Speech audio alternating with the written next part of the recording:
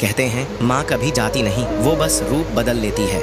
एक बच्चा हर रात माँ से कहता, माँ मुझे बहुत डर लगता है, तुम मेरे पास ही बैठो। माँ मुस्कुराकर कहती, मैं हमेशा तेरे पास हूँ बेटा, चाहे तू देख पाए या नहीं। वक्त गुजरा, वही बच्चा बड़ा होकर शहर चला गया। एक दिन खबर आई, माँ अब इस दुनिया में नहीं रही। वो भागा भागा गाँव पहुँचा। माँ का कमरा खाली देखकर रो पड़ा। तकिए के नीचे एक चिट्ठी मिली, उसमें कुछ ऐसा लिखा था जिसे सुनकर आप भी रो पड़ोगे। लेकिन उसे सुनने से पहले सेलिब्रिटी को तो मिलियंस में लाइक मिलते हैं, लेकिन माँ के लिए कोई लाइक सब्सक्राइब नहीं करता। एक बार अपनी माँ के लिए भी लाइक सब्सक्राइब कर दो। और आप सबके लिए एक प्यारा सा चैलेंज, आंख बंद करके कमेंट में माँ लिखो। देखते हैं कौन इस चैलेंज को पूरा कर पाता है। चिट्ठी में लिखा था, बेटा जब भी डर लगे याद रखना तेरी माँ आज भी तेरे पास है।